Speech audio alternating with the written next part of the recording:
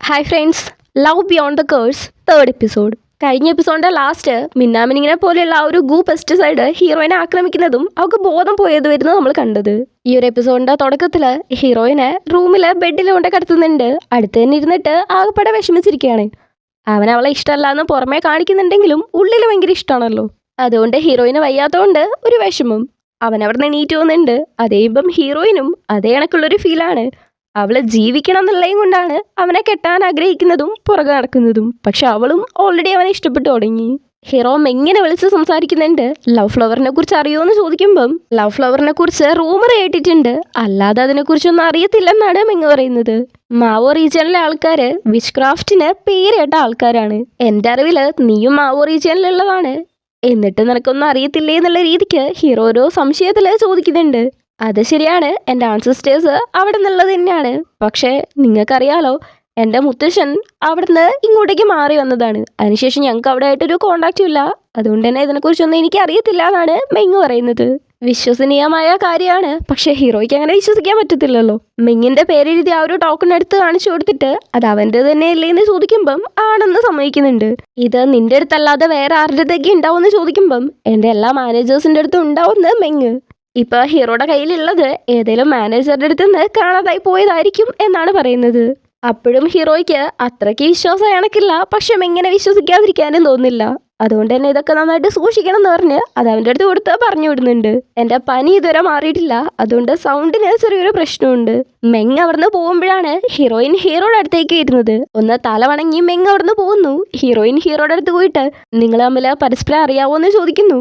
Hero പണ്ട് മെങ് ഫാമിലിയിലെ ആരെയോ രക്ഷിച്ചിട്ടുണ്ട്, അപ്പം അതിന് പകരമായിട്ട് ജനറേഷൻസ് ആയിട്ട് അവർ ഹീറോയെ സർവ് ചെയ്തോളാന്ന് പറഞ്ഞിട്ടുണ്ട്. പെട്ടെന്നാണ് അവൾ ആലോചിക്കുന്നത് അവളുടെ അടുത്ത് വേണമെന്ന് പറഞ്ഞ ആ ഒരു ലോട്ടസ് അത് ആ ഗാർഡനിലുണ്ടായിരുന്നു. അതേക്ക് മെങ് ഫാമിലിയിൽ നിന്ന് തന്നെയാണ് ഒരുപാട് ഫ്ലവേഴ്സ് വേണമെന്നും പറഞ്ഞിട്ടുണ്ടായിരുന്നത്. അപ്പം ആ ഗാർഡനും മെങ് ഫാമിലിക്കും തമ്മിൽ എന്തെങ്കിലും ലിങ്ക് ഉണ്ടാവുമോ എന്ന് ചോദിക്കുമ്പം അതൊന്നും ഉണ്ടാവത്തില്ല, ജസ്റ്റ് കുറച്ച് ഫ്ലവേഴ്സ് അല്ലേ, നീ അത് വെറുതെ ഓവർ തിങ്ക് ചെയ്യാൻ നിൽക്കണ്ടെന്നാണ് ഹീറോ പറയുന്നത്. മെങ് അത് ചെയ്യത്തില്ല എന്നാണ് ഹീറോ വിശ്വസിക്കുന്നത്. തിരിച്ച് മാൻഷനിലേക്ക് വരുന്ന മെങ്ങും അസിസ്റ്റന്റ് സംസാരിക്കുമ്പം ഹീറോയ്ക്ക് ഇപ്പം മെങ്ങിന്റെ തല സംശയമൊന്നും ഇല്ലെന്നാണ് അസ്യൂം ചെയ്യുന്നത്. പക്ഷെ അസിസ്റ്റന്റിന് ഒരു പേടി, ഇവര് ബ്രദേഴ്സിനെ കണക്കാണല്ലോ പെരുമാറുന്നത്. അപ്പൊ എന്തെങ്കിലും പ്രശ്നം വരുമോന്ന് പറഞ്ഞ് തീർക്കുമ്പോഴേക്കും മെങ് ദേഷ്യത്തെ പറയുന്നുണ്ട് ഞങ്ങൾ ബ്രദേഴ്സ് ഒന്നും അല്ലെന്ന്. ഹൂലിയാങ്ങിനെ രക്ഷിക്കാണ്ട് ഹീറോ എപ്പോഴാണോ നോക്കിയിരുന്നത് അതോടെ ആ ബന്ധമൊക്കെ തീർന്നു. ഇനി ഹീറോയുടെ അടുത്ത് ഫുള്ള് റിവെഞ്ച് ആണെന്നുള്ളൊരു എക്സ്പ്രഷനൊക്കെ ഇട്ട് അത്രയും ദേഷ്യത്തിലാണ് മെങ്ങ് നിൽക്കുന്നത്. കൂടെ തന്നെ ഹീറോയിനെ കുറിച്ച് ആലോചിക്കുന്നുണ്ട്. അവക്ക് ഹീറോയുടെ മാൻഷനിൽ എന്താണ് കാര്യം എന്ന്. ഒരാളെ കുറിച്ച് ഹീറോ ഇപ്പോൾ കെയർ ചെയ്യുന്നുണ്ട് എന്ന് അത്രത്തോളം ഇല്ല തരത്തിൽ പറയുന്നുണ്ട്. രാവിലെ ഹീറോയിൻ അവളുടെ മുറിവ് നോക്കുന്നു. രാവിലെ അങ്ങോട്ടേക്ക് വരുന്ന മെങ്ങ് ഹീറോയിൻ അവിടെ ഇരിക്കുന്ന കണ്ടിട്ട് അവളുടെ അടുത്തേക്ക് വരുന്നുണ്ട്. ഇത് താഴേക്ക് വന്ന ഹീറോയിൻ കണ്ട് ശ്രദ്ധിച്ച് അവിടെ നിൽക്കുന്നുണ്ട്. ഹീറോയിൻ്റെ കയ്യിൽ പരിക്ക് പറ്റിയതായിട്ട് ശ്രദ്ധിച്ചിട്ടുണ്ടായിരുന്നു എന്ന് പറഞ്ഞ് ഭയങ്കരമായിട്ടുള്ള മെഡിസിൻ ആണെന്നൊക്കെ പറഞ്ഞ് ഒരു മെഡിസിൻ കൊടുക്കുന്നുണ്ട്. ഹീറോയിന് ഭയങ്കര സന്തോഷം. അവള് ഹാപ്പി ആയിട്ട് താങ്ക്സ് പറയുമ്പം ഹീറോയ്ക്ക് പ്രധാനപ്പെട്ട ഒരാളല്ലേ നിങ്ങൾ, ഉറപ്പായിട്ട് ഞാൻ ചെയ്തിരിക്കുന്നതാണ് മെങ്ങ് പറയുന്നത്.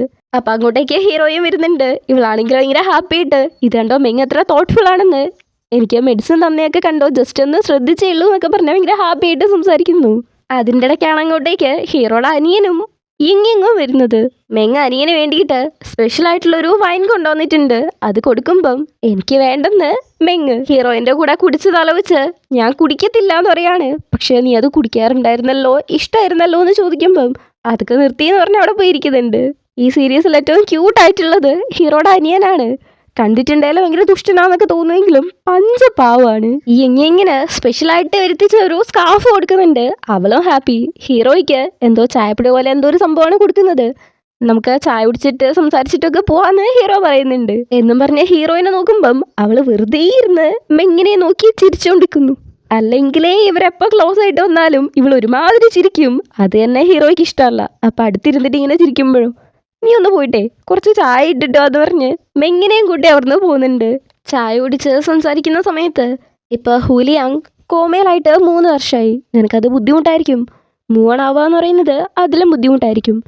പക്ഷേ നീ ആരെങ്കിലും നോക്കണം, ഇഷ്ടപ്പെടണം എന്നുള്ള രീതിക്കാണ് ഹീറോ പറയുന്നത്. ഇപ്പം ആരെങ്കിലും ഇഷ്ടമാണോ, ആരുടെയെങ്കിലും അടുത്ത് ഇൻട്രസ്റ്റഡ് ആണോ എന്ന് ചോദിക്കുമ്പം ഞാനോ ആരുടെയെങ്കിലും എടുത്തോ ശരിക്കാണോ തോന്നുന്നുണ്ടോ, ശരി അതൊക്കെ പോട്ടെ, ഇനിയിപ്പോൾ അഥവാ അങ്ങനെ തോന്നുന്നുണ്ടെങ്കിൽ ആരായിരിക്കും മെങ്ങ്.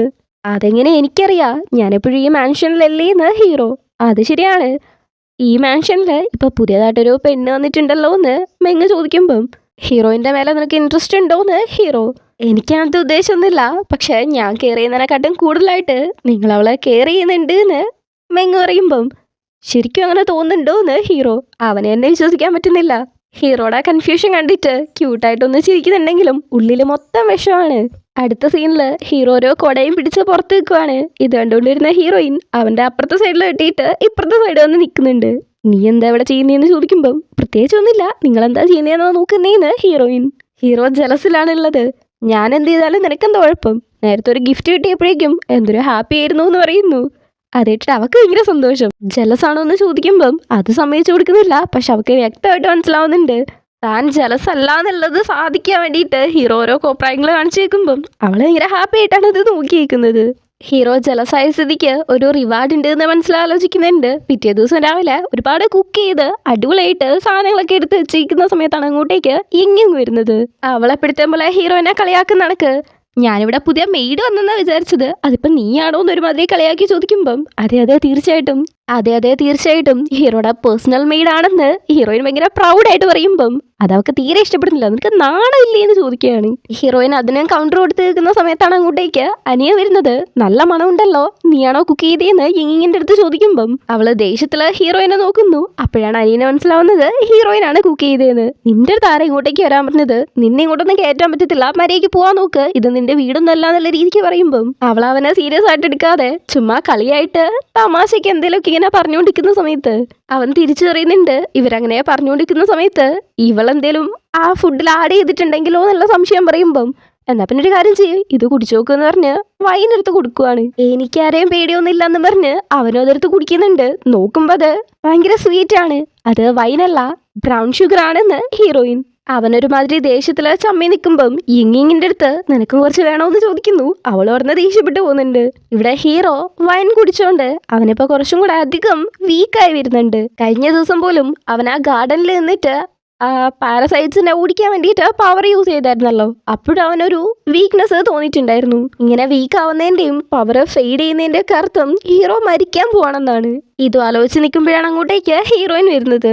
ഹീറോയുടെ അടുത്ത് സമാധാനത്തിന് വേണ്ടിയാണ് ഇവിടെ ഇങ്ങനെ ഒറ്റയ്ക്ക് വന്ന് നിൽക്കുന്നതെന്ന് ചോദിച്ച് ഞാൻ നിങ്ങൾക്ക് കുക്ക് ചെയ്യാനാ വന്നത് എന്ന് പറയുന്നു. അവളുടെ മുഖം കണ്ടിട്ട് എന്തു പറ്റി, അനിയനും ഇങ്ങിങ്ങും പ്രശ്നം ഉണ്ടാക്കിയോന്ന് ചോദിക്കുമ്പം അവൾക്ക് അവരൊരു ബുദ്ധിമുട്ടായിട്ടല്ല തോന്നുന്നത്, ഒരു തരം സന്തോഷമാണ് അവരുടെ അടുത്ത് സംസാരിക്കുന്നത്. അവളൊരു ബോട്ടിലാണ് താമസിക്കുന്നത്. പല പല സ്ഥലങ്ങളിൽ യാത്ര ചെയ്യും. ഒരുപാട് ബ്യൂട്ടിഫുൾ ആയിട്ടുള്ള സ്ഥലം കാണും. പക്ഷെ സംസാരിക്കാൻ ആരും ഉണ്ടാവത്തില്ല. അവരുടെ അടുത്ത് സംസാരിക്കുന്നത് അവക്ക് ടെൻഷൻ എന്നുള്ളതിനെക്കാട്ടും ഒരുതരം സന്തോഷമാണ്. അതുകൊണ്ട് എന്നേക്കുമായിട്ട് ഹീറോയുടെ കൂടെ ഉണ്ടാവണം എന്നുള്ള രീതിക്ക് അവൾ പറയുമ്പം താൻ മരിക്കാൻ പോവാണെന്ന് ഹീറോയ്ക്ക് അറിയാലോ. അതുകൊണ്ട് അവളെ ഹേർട്ട് ചെയ്യുന്ന രീതിക്ക് നീ ജസ്റ്റ് എനിക്ക് എൻ്റെ ഫ്ലവറെ ബ്ലൂം ചെയ്യിപ്പിക്കാനാണ് വന്നിട്ടുള്ളത്, അല്ലാതെ നീ എനിക്ക് ഒന്നുമല്ല എന്നുള്ള രീതിക്ക് ഹീറോ പറയുന്നുണ്ട്. അത് അവൾക്ക് ഭയങ്കര വിഷമാവുന്നു. പിന്നെയും ചോദിക്കുന്നുണ്ട് നമ്മൾ തമ്മിൽ ഒന്നും ഇല്ലേന്ന്. ഹീറോ ആണെങ്കിൽ അതിന് ആൻസർ പറയാതെ തിരിഞ്ഞു നിൽക്കുന്നു. അവള് പിന്നെയും മുന്നേ വന്ന് നിന്നിട്ട് ശരിക്കും എൻ്റെ അടുത്ത് ഇഷ്ടം തോന്നിയിട്ടേ ഇല്ലേ എന്ന് ചോദിക്കുന്നുണ്ട്. അപ്പോഴും ഹീറോയുടെ അടുത്ത് നിന്ന് റിപ്ലൈ ഒന്നുമില്ല. എപ്പോഴത്തെയും പോലെ വിഷമിച്ച് അവിടുന്ന് പോകുന്നുണ്ട്. പിടിച്ചു നിർത്താനോ എക്സ്പ്ലെയിൻ ചെയ്യാനോ ഒന്നും ഹീറോയും നിൽക്കുന്നില്ല. അവനവിടെ വിഷമിച്ചാണ് നിൽക്കുന്നത്. ഇവിടെ എങ്ങനെയാണ് കാണുന്നത്, ഹീറോയിന്റെ ബ്ലഡിന് എന്തോ ഒരു പ്രത്യേകതയുണ്ട്. യാൻ മെയ്ഡൻ എന്നാണ് പറയുന്നത്. ഹീറോയ്ക്ക് ഹീറോയിൻ്റെ അടുത്ത് ഇൻട്രസ്റ്റ് ഉണ്ടാവാനുള്ള കാരണവേ ആ ബ്ലഡാണ്. കാരണം ആ ഒരു ബ്ലഡ് വെച്ചിട്ടാണെന്ന് തോന്നുന്നു ഹീറോയുടെ ഫ്ലവറിന് ഗ്രോ ചെയ്യാൻ പറ്റുള്ളൂ. അത് കണക്ക് വേറെ എന്തെങ്കിലുമൊക്കെ ഗുണങ്ങളുള്ളതായിരിക്കും നമ്മുടെ ഗോൾഡൻ ബ്ലഡ് കണക്ക്. മെങ്ങും അസിസ്റ്റന്റും ഹുലിയാങ്ങിനെ തിരിച്ചു കൊണ്ടുവരാൻ വേണ്ടിയിട്ട് എന്തൊക്കെയോ ചെയ്യാൻ ഉദ്ദേശിക്കുന്നുണ്ടല്ലോ. അപ്പൊ അതിന് ഇവർ അന്വേഷിച്ച് നടക്കുന്നത് യാൻ മെയ്ഡൻ ബ്ലഡ് ആണ്. അത് ഹീറോയിന്റെ അടുത്തുണ്ടല്ലോ. അപ്പൊ ഹീറോയിനെയും കൂടെ പൊക്കട്ടെ എന്ന് ചോദിക്കുന്നുണ്ട്. ഇപ്പോഴേ ചെയ്യണ്ട, അത് നമുക്ക് പ്രശ്നമാവെന്നാണ് മെങ്ങ് പറയുന്നത്. ചുരുക്കി പറഞ്ഞാല് ഹീറോയിനെ കശാപ്പാക്കാൻ തീരുമാനിച്ചു. ഒരു വെടിക്ക് 2 പക്ഷി എന്നുള്ള കണക്കാണ്. ഒന്ന് ഹൂലിയാങ്ങിനെ അവളുടെ ബ്ലഡ് വെച്ച് രക്ഷിക്കാൻ പറ്റും. രണ്ടാമത് ഹീറോയിൻ എന്തെങ്കിലും പറ്റിയിട്ടുണ്ടെങ്കിൽ ഹീറോയ്ക്ക് അത്ര വിഷമമായിരിക്കും. ഏറ്റവും പ്രിയപ്പെട്ട ഒരാൾ മരിക്കുമ്പോഴുള്ള പെയിൻ ഹീറോ മനസ്സിലാക്കണം എന്നാണ് മെങ്ങ് വിചാരിക്കുന്നത്. ഹീറോയിനെ വിഷമിപ്പിക്കും, അവളിരുന്ന് പുലമ്പും. അതാണല്ലോ സ്ഥിരമായിട്ട് നടക്കുന്ന കാര്യം. അത് തന്നെയാണ് അവള് ബോട്ടിലിരുന്നിട്ട് ഇപ്പോഴും ചെയ്യുന്നത്. അപ്പോഴാണ് അങ്ങോട്ടേക്ക് ഇങ്ങിങ് വരുന്നത്. Typical dock. ഹീറോയിൻ ഹീറോയുടെ പുറകെ കിടക്കുന്നതിന്റെ കാരണം പണമാണ്. അതിനാണ് ഇങ്ങനെ പുറകെ കിടക്കുന്നതെന്നൊക്കെ പറയുമ്പം ഓ വളരെ ശരിയാണ്, നിനക്ക് ഭയങ്കര ബുദ്ധിയാണെന്ന് ഹീറോയിൻ ഇപ്പോൾ ഒരു ബോട്ടിലാണല്ലോ താമസിക്കുന്നത്. ഇതേ കണക്ക് 100 ബോട്ട് മേടിക്കാനുള്ള പൈസ കൊടുക്കുന്നുണ്ട്. ആ പണം എടുത്ത് ഹീറോയിൻ അവിടുന്ന് പോണെന്നും പിന്നെ ആ ഒരു സിറ്റിയിലേക്ക് ഒരിക്കലും തിരിച്ചു വരരുത് എന്നാണ് ഇങ്ങിങ് പറയുന്നത്. നല്ല ഓഫറാണെന്ന് പറഞ്ഞാൽ പൈസയൊക്കെ ഇഷ്ടപ്പെടുന്ന ആൾക്ക് മേടിച്ചിട്ട് 100 ബോട്ട് മേടിക്കാനല്ല എനിക്ക് ആഗ്രഹം, 1000 എണ്ണം മേടിക്കാനാണ്. അതിനുള്ള പൈസ തരുവാണെങ്കിൽ ഞാനങ്ങ് പൊയ്ക്കോളാന്ന് പറയുന്നു. നീ എന്താണ് ഇങ്ങനെ ആർത്തി പണ്ടാരായിട്ട് ഇരിക്കുന്നേന്ന് ഇങ്. ആ ഒരു പൈസ അപ്പോഴേക്കും ഹീറോയിൻ തിരിച്ചും കൊടുക്കുന്നുണ്ട്. പിന്നെയാണ് അവൾക്ക് മനസ്സിലാവുന്നത് ഹീറോയിൻ ഹീറോനെ വിട്ട് പോകാനുള്ള ഉദ്ദേശത്തിലല്ലാന്ന്. ഒന്നുകൂടെ ചോദിക്കുന്നുണ്ട്. പോവത്തില്ലെന്ന് ഹീറോയിൻ. നിന്നെ ഞാൻ കാണിച്ചു തരാമെന്നും പറഞ്ഞ ദേഷ്യത്തിലാണ് ഇങ്ങിങ് അവിടുന്ന് പോകുന്നത്. രാത്രി ഹീറോയും മെങ്ങും സംസാരിച്ച് നടന്നു വരികയാണ്. ഹീറോയ്ക്കാണെങ്കിലും ഭയങ്കരമായിട്ടുള്ളൊരു വിഷമം ഹീറോയിനെ ആലോചിച്ചിട്ട്. അതിനെക്കുറിച്ച് കൃത്യമായിട്ട് പറയുന്നുമില്ല, പക്ഷെ എന്തൊക്കെയോ പറയുന്നുണ്ട്. അത് കേട്ടിട്ട് ഹീറോ എന്തോ വിഷമത്തിലാണ് എന്നുള്ളത് മെങ്ങിന് മനസ്സിലാവുന്നുണ്ട്. എന്താ കാര്യം എന്ന് ചോദിക്കുമ്പം പറയാൻ വരുന്ന പോലെ വന്നിട്ട് ഒന്നുമില്ലെന്ന് പറഞ്ഞ് അത് മുഴപ്പിടുകയാണ് ചെയ്യുന്നത്. ഇവിടെ ഹീറോയിൻ പിന്നെ അവളുടെ സൈക്കിളിലാണ്. ഹീറോ വഴക്കുറിയും, അവള് കുടിക്കും, പൊലമ്പിക്കൊണ്ടുവരും. കുടിച്ച് ഭയങ്കരമായിട്ട് പൊലമ്പിക്കൊണ്ടിരുന്ന സമയത്താണ് ഫ്രണ്ടിൽ ഒരാൾ വരുന്നത്. ഇവള് പണം മേടിക്കാനാണെന്ന് വിചാരിച്ച് എൻ്റെ അടുത്ത് പൈസ ഒന്നുമില്ല എന്ന് പറയുമ്പം പുറകില് വേറൊരാളും കൂടെ വരുന്നുണ്ട്. അതിന് ഞങ്ങൾക്ക് പൈസ അല്ലല്ലോ വേണ്ടത് എന്ന് പറയുന്നു. ഹീറോയിൻ ആകപ്പെടെ പേടിയാവുന്നുണ്ട്. അവരെ ഹീറോയിൻ്റെ അടുത്തുനിന്ന് ഈ സിറ്റി വിട്ട് പോവാനാണ് പറയുന്നത്.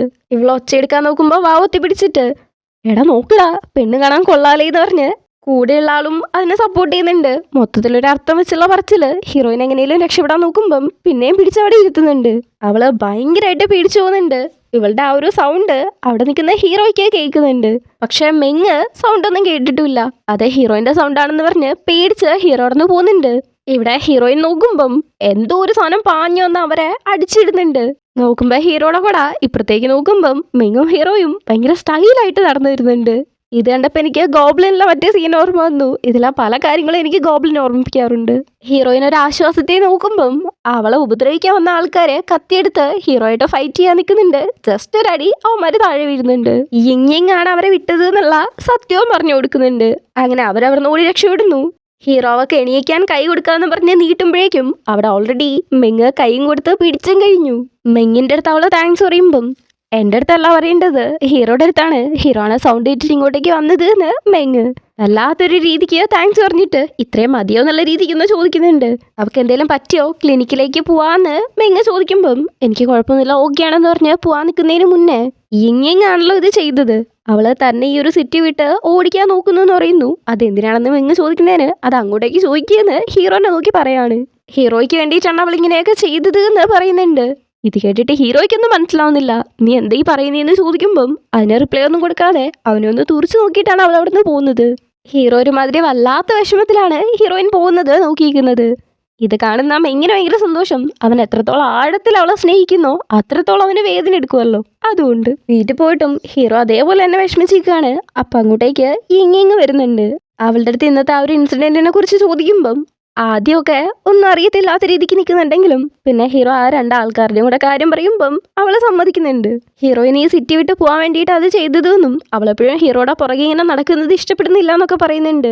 നിനക്ക് അവളെ എത്രയൊക്കെ ഇഷ്ടമല്ലെങ്കിലും അവളുടെ ഫ്രീഡം കൺട്രോൾ ചെയ്യാൻ നിനക്ക് അധികാരമില്ലെന്ന് പറയുന്നതിൻ്റെ ഒപ്പം തന്നെ അടുത്ത പ്രാവശ്യം ഹീറോയിനെ കാണുമ്പോൾ ക്ഷമ ചോദിക്കണമെന്നും പറയുന്നു. കൂടെ തന്നെ എന്തോന്ന് 100 വട്ടം എഴുതാൻ ഒരു പണിഷ്മെന്റ് പോലെ ഇമ്പോസിഷനും കൊടുക്കുന്നുണ്ട്. അവള് ദേഷ്യപ്പെട്ട് അവിടുന്ന് പോകുന്നു. മെങ്ങ് വിളിച്ചിട്ട് യിങ് അവൻ്റെ മാൻഷനിലേക്ക് പോകുന്നുണ്ട്. അവിടെ പോകുമ്പം ഒരു സ്നോ ക്രീം എന്ന് പറഞ്ഞൊരു പുതിയതായിട്ടുള്ളൊരു ക്രീം കൊടുക്കുന്നുണ്ട്. അടിപൊളി ക്രീമാണെന്നൊക്കെ പറഞ്ഞിട്ടാണ് കൊടുക്കുന്നത്. എന്നാലും അവൾ ജസ്റ്റ് ഒന്ന് ശരിക്കിത് നല്ലതാണെന്ന് ചോദിക്കുമ്പം തീർച്ചയായിട്ടും ഇത് അറിയപ്പെടുന്ന ഒരു ക്ലിനിക്കാണ്, ഇവിടെ ഉണ്ടാക്കുന്നതൊക്കെ നല്ലതായിരിക്കും എന്നുള്ള രീതിക്കാണ് മെങ്ങ് പറയുന്നത്. അവൾ അത് എടുത്തും വെക്കുന്നുണ്ട്. അപ്പോഴാണ് മെങ്ങ് ചോദിക്കുന്നത് അവൾ എന്തിനാണ് ഹീറോയിനെ അവിടുന്ന് ഓടിച്ചു വിടാൻ നോക്കിയെന്ന്. എൻ്റെ കാര്യം ഞാൻ നോക്കിക്കോളാം, നിങ്ങൾ സ്വന്തം കാര്യം നോക്കുന്നതായിരിക്കും നല്ലത്. നീ ജസ്റ്റ് ഹീറോയുടെ സ്റ്റാഫ് മാത്രമാണ്, അത്രേ ഉള്ളൂ എന്നുള്ള രീതിക്ക് പറയുന്നുണ്ട്. ശരി, ഞാൻ ജസ്റ്റ് സ്റ്റാഫാണ്, അപ്പോൾ നിങ്ങളോന്ന് മെങ്ങ് ചോദിക്കുന്നതിന് ഞങ്ങൾ ഫാമിലി ആണെന്ന് അവള്. കൂടെ തന്നെ നീ നിന്റെ കാര്യം നോക്കാൻ നോക്ക്, പിന്നെ നിന്റെ ഭാര്യേൻ്റെ കാര്യവും എന്നും പറഞ്ഞ് അവിടുന്ന് പോകുന്നുണ്ട്. ഒരുമാതിരി ഭാര്യേനെ അതിലെടുത്തിട്ടത് മെങ്ങിന് അത്ര ഇഷ്ടപ്പെട്ടില്ല. അത് നല്ല ദേഷ്യത്തിലാണ് നിൽക്കുന്നത്. ഹീറോയിന് ഇപ്പോഴും നല്ല വിഷമത്തിലായതുകൊണ്ട് ഹീറോയുടെ ഫ്ലവറിൻ്റെ അടുത്ത് പോയിരിക്കുന്നുണ്ട്. അവള് മരിക്കുന്നതിന് മുന്നേ അത് ബ്ലൂം ചെയ്യണമെന്ന് ആ ഫ്ലവറിൻ്റെ അടുത്ത് സംസാരിച്ചുകൊണ്ടിരിക്കുകയാണ്. അപ്പോഴാണ് മേലേക്ക് ഒന്ന് നോക്കുന്നത്. ഏകദേശം ഫുൾ മൂൺ ആവാറായിട്ടുണ്ട്. അതിനെ നോക്കിയിട്ട് ഹാപ്പി ആയിട്ടൊന്ന് ചിരിച്ച് ഇപ്പം മരിക്കുന്നതിന് എനിക്ക് അത്ര പേടിയില്ല, ഒന്നുമില്ലേലും ലവ് എന്താണെന്നുള്ളത് ഫീൽ ചെയ്തു എന്ന് ഒരുമാതിരി പറയുന്നുണ്ട്. അവിടെ അപ്പുറത്ത് ഹീറോയിൻ നല്ല വിഷമത്തിലാണ്. പക്ഷെ എപ്പോൾ വിഷമിച്ചിരുന്നാലും സെക്സി ആയിട്ടേ ഇരിക്കുകയുള്ളൂ. ഇപ്പോഴും ചന്ദ്രനെ നോക്കിയിട്ട് ഹീറോയിനെ കുറിച്ചാണ് ആലോചിക്കുന്നത്. പെട്ടെന്ന് നടന്ന് പോകുന്നുണ്ട്. നേരെ ഹീറോയിൻ്റെ ബോട്ടിലേക്കാണ് പോകുന്നത്. അവിടെ മൊത്തം നോക്കുന്നുണ്ട്, അവളെ കാണുന്നില്ല. ഇവിടെ ഹീറോയിൻ ചന്ദ്രനെ നോക്കിക്കൊണ്ടിരിക്കുന്ന സമയത്ത് പെട്ടെന്നാണ് അവൾക്ക് നെഞ്ചിന് ഭയങ്കരമായിട്ട് വേദന വരുന്നത്. ചോര ഛർദ്ദിക്കുന്നുണ്ട്. ആ സമയത്ത് കറക്റ്റായിട്ട് ഹീറോ വന്ന് പിടിക്കുന്നുണ്ട്. അവള് മയങ്ങിയും പോന്നു. അപ്പൊ ഹീറോ ഒരു കാര്യം ആലോചിച്ച് നോക്കുന്നുണ്ട്. ഹീറോയിൻ ഹീറോയുടെ ബ്രദറിന്റെ കൂടെ കുടിക്കാൻ പോയിരുന്നല്ലോ. അന്ന് തിരിച്ചു വന്നിട്ട് ഹീറോയിനെ കട്ടിലേക്ക് തള്ളിയിട്ട് ഹീറോ അവളെ കിസ് ചെയ്തിട്ടുണ്ടായിരുന്നു. ആ ഒരു സീൻ അവിടെ കട്ട് ചെയ്തിട്ടുണ്ടായിരുന്നു. ഇപ്പൊ ആ ഒരു സീനിന്റെ ബാക്കിയും കൂടെ കാണിക്കുന്നുണ്ട്. ഹീറോ അവളെ കിസ് ചെയ്യുന്ന സമയത്ത് അവള് മയങ്ങി പോകുന്നുണ്ടായിരുന്നു. അത് നോക്കി ഒന്ന് ചിരിച്ച് ഹാപ്പി ആയിട്ട് നിൽക്കുമ്പം അവന് നെഞ്ചിന് ഭയങ്കരമായിട്ട് വേദന വന്നിട്ടുണ്ടായിരുന്നു. ഇപ്പൊ അതും ആലോചിക്കുമ്പം ഹീറോയുടെ ഫ്ലവർ കുറച്ചും കൂടെ ബ്ലൂം ചെയ്യുന്നതായിട്ട് കാണിക്കുന്നുണ്ട്. ഹീറോയിൻ എണീക്കുമ്പം എത്രയും പെട്ടെന്ന് ഹീറോ കുറച്ച് വെള്ളം എടുത്ത് കൊടുക്കുന്നുണ്ട്. അത്രയും വറീഡായിട്ടാണ് നിൽക്കുന്നത്. ഇഷ്ടമല്ലെന്നല്ലേ പറഞ്ഞത്, പിന്നെന്തിനെ രക്ഷിച്ചേന്ന് അവളൊരുമാതിരി ഭയങ്കര വിഷമത്തിൽ ചോദിക്കുന്നുണ്ട്. അവൻ ഇഷ്ടമാണെന്ന് പറയണമെന്ന് അവൾ ഒരുപാട് ആഗ്രഹിക്കുന്നുണ്ട്. പക്ഷെ മുഴുവനായിട്ടും ചോദിക്കാതെ ഒന്നുമില്ലെന്ന് പറഞ്ഞ് അവിടെ എണീറ്റ് പോകുന്നു. ഹീറോയ്ക്ക് അവളെ തടയണമെന്നുണ്ട്. ഞാൻ പ്രണയത്തിലായാലേ എൻ്റെ ഡോക്ടർ വിരിയുള്ളൂ എന്നുള്ളത് എനിക്ക് അറിയാതെ പോയിന്ന് അവനൊരുമാതിരി വിഷമത്തിലോ പറയുമ്പം വെള്ളമുടിക്കാരനുമായിട്ട് സംസാരിച്ചത് കാണിക്കുന്നുണ്ട്. വല്ല ദൈവമാണോ എന്തോ, എന്നാലും നമുക്കറിയത്തില്ലല്ലോ, അതുകൊണ്ട് അങ്ങനെ പറയുന്നതിന് തെറ്റൊന്നുമില്ല. ഹീറോ എത്രത്തോളം ഡീപ്പായിട്ട് ഒരാളെ ഇഷ്ടപ്പെടുന്നോ അത്രത്തോളം പെട്ടെന്ന് അവനെ മരിക്കാൻ സാധിക്കും. മുന്നേയൊക്കെ ആണെങ്കിൽ ഹാപ്പി ആയനെ, പക്ഷെ ഇപ്പൊ അവനത് വിഷമാണ്. ഇത്രയും കാലം ഹീറോ വിചാരിച്ചിരുന്നത് അവന്റെ ക്ലാനിന് ഈ ഒരുപാട് കാലം ജീവിക്കുന്നതാണ് ശാപം എന്നാണ്, അല്ലെങ്കിൽ പണിഷ്മെന്റ് എന്നാണ്. പക്ഷെ ഇപ്പോഴാണ് അവന് മനസ്സിലാവുന്നത് മരണത്തിനും പ്രണയത്തിനും ഇടയിലുള്ള ഈ ഒരു ക്രിട്ടിക്കൽ പോയിന്റ് ആണ് അവർക്ക് പണിഷ്മെന്റ് എന്ന്. സാധാരണ മനുഷ്യന്മാർക്ക് കിട്ടാത്ത പല പവേഴ്സും നിനക്കുണ്ട്. അത് അവർക്കൊന്നും ആലോചിക്കാൻ പോലും പറ്റാത്തത്. ദീർഘമായ ജീവിതം, യുവത്വം, അങ്ങനെ.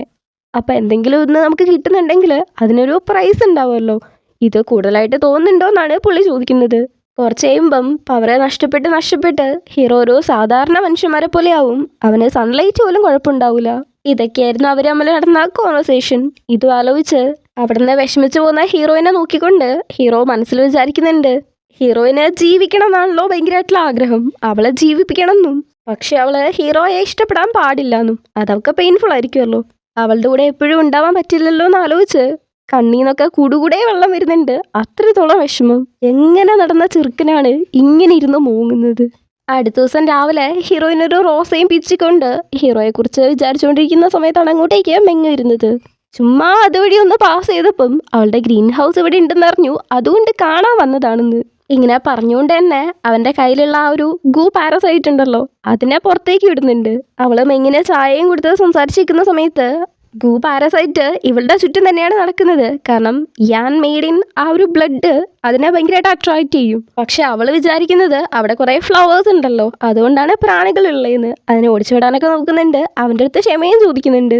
പക്ഷെ അത് അവളുടെ കഴുത്തിലായിട്ട് കടിക്കുന്നുണ്ട്. ഇത് ഇവൻ നന്നായിട്ട് തന്നെ നോട്ട് ചെയ്യുന്നുണ്ട്. ഹീറോയിൻ ഒറ്റയ്ക്കാണല്ലോ അവിടെ ഉള്ളത്. അവളുടെ പാരൻസിനെ കുറിച്ച് അന്വേഷിക്കുമ്പം ഒരു ദിവസം അവക്കെന്തോ ആപത്ത് വന്നപ്പം അവളുടെ പാരൻസ് അവളെ രക്ഷിക്കാൻ വേണ്ടിയിട്ട് അവരുടെ അടുത്ത് ഫൈറ്റ് ചെയ്ത് ഹീറോയിനെ രക്ഷിച്ചു. പക്ഷെ അവര് മരിക്കുകയാണ് ചെയ്യുന്നത്. 10 വയസ്സിലാണ് ഇതൊക്കെ നടക്കുന്നത്. അതിനുശേഷം ഇപ്പോൾ വരേക്കും അവൾ ഒറ്റയ്ക്കാണ് ജീവിക്കുന്നത്. അവരുടെ പാരൻസ് അവൾക്കൊരു സെക്കൻഡ് ചാൻസ് കൊടുത്ത പോലെയാണല്ലോ, അതുകൊണ്ട് തന്നെ നന്നായിട്ടാണ് ജീവിക്കുന്നതെന്ന് പറയുന്നു. ഇതൊക്കെ ഹീറോ ചോദിക്കേണ്ട ചോദ്യമാണ്, വില്ലനാണ് വന്നിട്ട് ചോദിക്കുന്നത്. എന്നിട്ട് ഒരു അനുതാപം കൂടെ, ചെറുപ്പം മുതൽ ഒറ്റയ്ക്ക് ഇങ്ങനെ താമസിക്കുന്നതൊക്കെ ഭയങ്കര ബുദ്ധിമുട്ടാണെന്ന്. മെങ്ങ് ഇങ്ങിങ്ങനെ സ്നോ ക്രീം എന്ന് പറഞ്ഞിട്ട് ഒരു ക്രീം കൊടുത്തില്ലായിരുന്നോ, അതേ ക്രീം ഹീറോയിനും കൊടുക്കുന്നുണ്ട്. ഫ്രീ ആയിട്ട് ഇങ്ങനെ മേടിക്കാൻ അവൾക്കൊരു ബുദ്ധിമുട്ട്. പിന്നെ മെങ്ങ് നിർബന്ധിച്ചു കൊടുക്കുമ്പം അത് മേടിക്കുന്നുണ്ട്. എന്തായാലും ഇവിടെ വന്ന് ആ ഗൂ പാരസൈറ്റിനെ ഹീറോയിൻ്റെ അടുത്തേക്ക് വിട്ട് അത് ഇവളുടെ അടുത്ത് അട്രാക്റ്റ് ആവുന്ന കണ്ടിട്ട് ഇവൻ ഉറപ്പാവുന്നുണ്ട് ഇവളുടേത് അവൻ അന്വേഷിക്കുന്ന യാമേഡൻ ബ്ലഡ് ആണ് എന്ന്. അതെന്താ 1000 വർഷത്തിന് ശേഷമാണ് പുറമേ കാണുന്നതെന്നോ അങ്ങനെ എന്തോ പറയുന്നുണ്ടായിരുന്നു. അത്രത്തോളം റയർ ആയിട്ടുള്ള ബ്ലഡ് ആണ്. ഇതുകൊണ്ട് ആ ഗൂ പാരസൈറ്റിനെ ഉണർത്താൻ പറ്റുമെങ്കിൽ ഹോലി അങ്ങനെ തിരിച്ച് ലൈഫിലേക്ക് കൊണ്ടുവരാൻ പറ്റുമെന്ന് വിചാരിച്ച് വില്ല തരത്തിൽ നിൽക്കുന്ന മെങ്ങിനെയും കാണിച്ചുകൊണ്ടാണ് എപ്പിസോഡ് കഴിയുന്നത്.